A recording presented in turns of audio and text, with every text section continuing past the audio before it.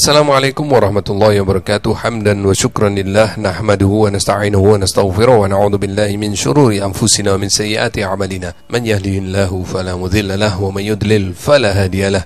Asyhadu an la ilaha illallah wahdahu la syarika lah wa asyhadu anna sayyidana Muhammadan 'abduhu wa rasuluh ba'athahu Allahu rahmatan lil alamin. Wa nusalli wa nusallim 'alaihi wa 'ala alihi fil awwalin wal akhirin wa fil malaa'il a'la ila yaumiddin. Alhamdulillah, jumpa kembali bersama Aventador 007. Pada kesempatan kali ini saya ingin mereaction tulisan dari Imaduddin yang berjudul Mustahil para habaib itu bernasab kepada Nabi Muhammad SAW. Pada tulisannya ini, ya seperti biasa, karakter Imaduddin adalah hanya cuap-cuap yang tidak berdasar, hanya sekedar menunjukkan kepada tim hurinya bahwa dia masih eksis, padahal dia telah terkubur oleh tesis palsunya itu dengan terakhir dia lari dari debat, menunjukkan kemunafikannya. Pada tulisannya kali ini saya menangkap ada 3 poin yang dia bahas. Pertama mengenai nasab dan sejarah, dan yang terakhir adalah mengenai DNA. Mengenai nasab dan sejarah, dia mengatakan nasab Alawi ini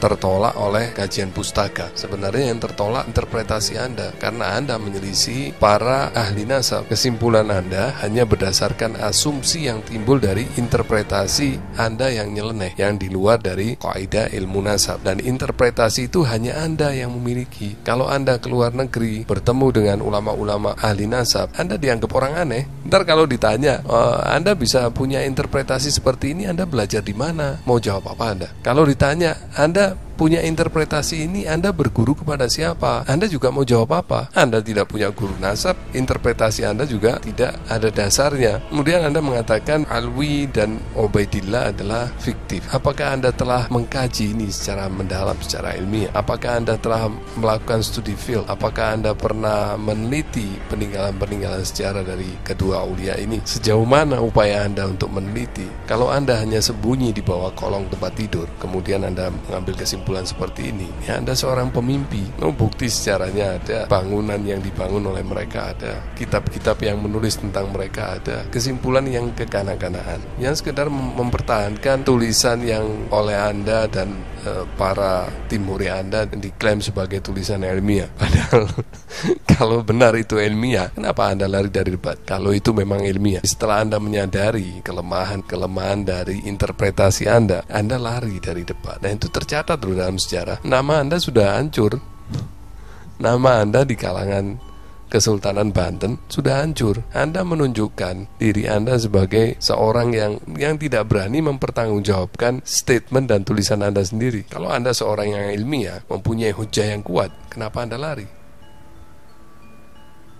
Siapapun ulama yang menantang Anda debat, pasti akan Anda hadapi. Toh Anda sendiri yang menantang. Anda kan menantang 3 hari 3 malam. Ketika disanggupi oleh Buya Qurtubi, Anda lari. Ketika disanggupi oleh Sayyid Asy-Syarif Hanif Al-Attas, Anda lari. Ketika ditantang balik oleh Gus Wafi, Anda lari. Anda menantang kajian ilmiah. Ketika diseriusi oleh Gus Rumel melakukan kajian yang benar-benar ilmiah, meneliti dengan seksama, menggunakan metode yang benar-benar ilmiah yang beneran, bukan seperti yang Anda lakukan. Ternyata Anda oleng. Nilai Anda di mata para ulama sudah hilang. Anda hanya memiliki nilai di kalangan buzzer, di kalangan tim huri Anda saja. Di kalangan tim Anda sendiri juga runtuh. Anda menunjukkan siapa diri Anda yang sebenarnya. Anda telah menari telanjang di hadapan mereka, sehingga mereka melihat aurat Anda, melihat kelemahan-kelemahan pada tubuh Anda. Kemudian Anda juga mengatakan hal yang menjadi kebiasaan tim Anda, yaitu merubah dan mencangkok nama. Di kalangan Sahadah Ba'alawi nggak ada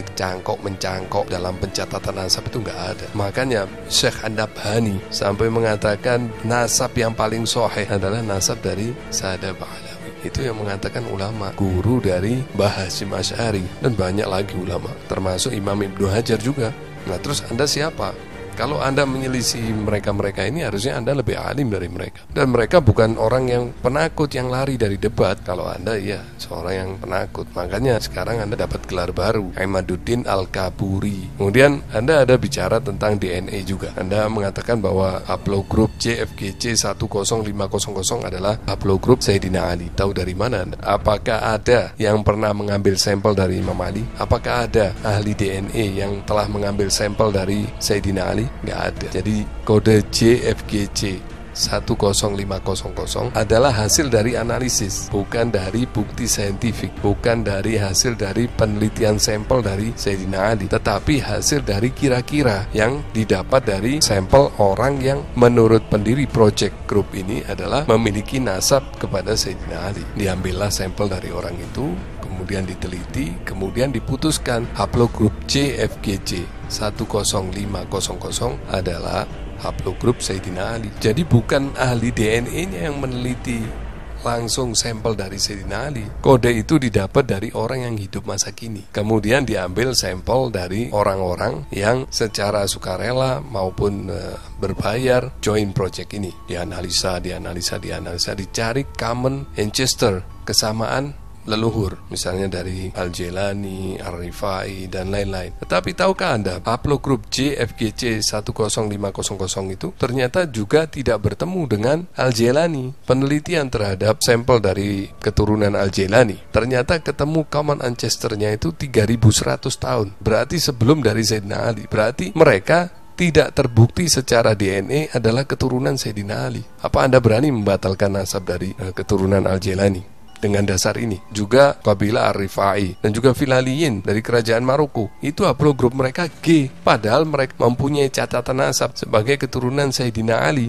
Berani Anda membatalkan nasab mereka? Haplogrup Sayyidina Ali ini adalah dasar analisis, seperti ramalan aja, dasar analisis, bukan dari sampel pembanding. Nggak ada sampel pembanding dari Sayyidina Ali. Jadi kalau Anda mau bicara tentang DNA, malah lebih rungkat Anda. Anda bicara nasab, bicara tentang sejarah, ilmu sejarah, Anda sudah rungkat. Kalau Anda bicara